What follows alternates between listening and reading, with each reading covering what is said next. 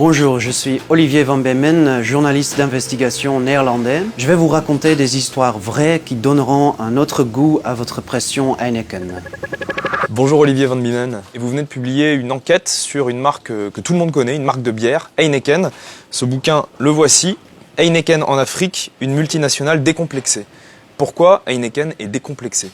Heineken en Afrique, elle ne connaît presque pas de limites. Elle se croit tout permis. Il y a beaucoup d'opportunités qui n'existent pas en Europe pour faire du business. En Afrique, Heineken fait près de 50% de plus de bénéfices que la moyenne globale. Alors, on a presque tous déjà acheté des Heineken au supermarché, mais on ne sait pas forcément ce qui se cache derrière cette marque. C'est quoi les pratiques que vous dénoncez dans ce livre ? Bon, j'ai constaté que Heineken collabore souvent avec des régimes autoritaires.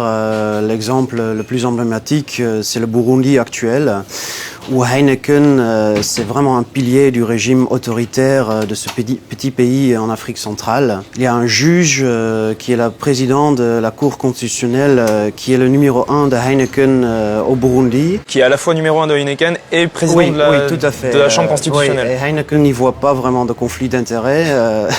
En fait, lui, ce monsieur, c'est le juge qui a permis au président actuel de saisir un troisième mandat présidentiel, ce qui n'était pas permis par la Constitution. L'accusation la plus grave, je pense, qu'il y a dans votre bouquin contre Heineken, c'est au Rwanda. Mais ce que j'ai constaté, c'est que Heineken, effectivement, a joué un rôle important pendant le génocide. Heineken, à l'époque, avait le monopole, donc c'était le seul fournisseur de bière au Rwanda. Elle savait que cette bière a été utilisée par les tueurs, par les génocidaires, pour les motiver, pour les rendre ivres de faire leurs actes insensés, parce que c'était souvent des civils, c'était pas seulement des milices, donc il faut bien être sous emprise de quelque chose pour pouvoir commettre ces actes horribles contre des gens qu'on connaît souvent, qui connaissaient souvent.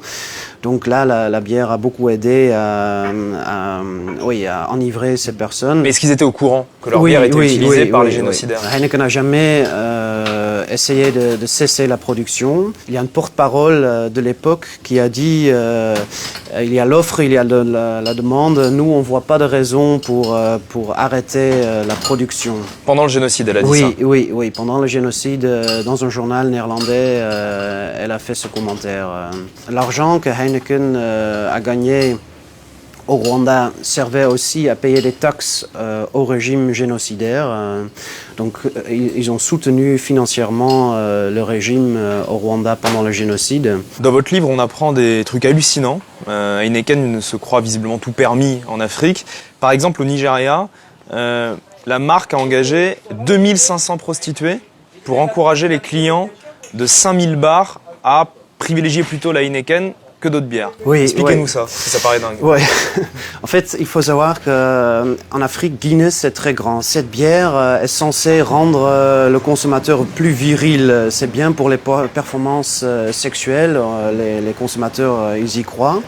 Et Heineken a un concurrent pour cette bière, ça s'appelle Legend. Pour pousser Legend, ils ont décidé donc de faire appel à 2500 prostituées pour faire cela. Mais ça marchait comment concrètement ? C'est-à-dire que les prostituées allaient voir les clients et leur disaient si vous prenez de la Heineken, vous pouvez coucher avec moi, en fait, c'est clair que c'était le cas et ça, apparemment, ça a bien marché, ça a quadruplé les ventes, donc...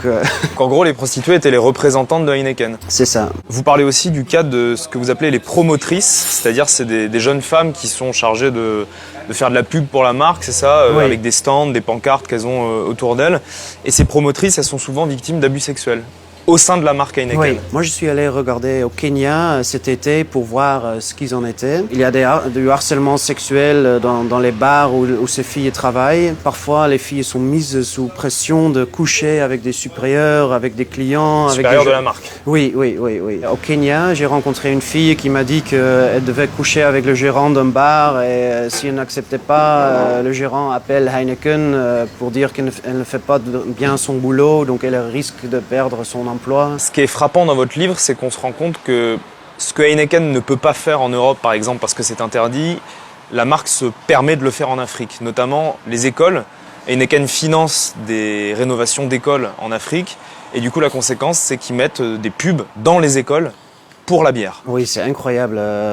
Au Nigeria, j'ai vu des écoles où il y a le logo de Nigerian Breweries, la filiale locale de Heineken. Je pense qu'il doit y avoir des enfants qui, les premiers mots qu'ils voient sur leur école, c'est Nigerian Breweries et tout le monde sait. Qu'est-ce qui vous a le plus choqué pendant votre enquête? Je pense qu'il m'a vraiment choqué en quelque sorte le plus, c'est le moment où je me suis rendu compte que ce ne sont pas des incidents. C'est vraiment, il y a des structures, c'est une méthode de travailler. On voit les mêmes pratiques dans de différents pays. Ouais, j'étais vraiment choqué par cela en fait.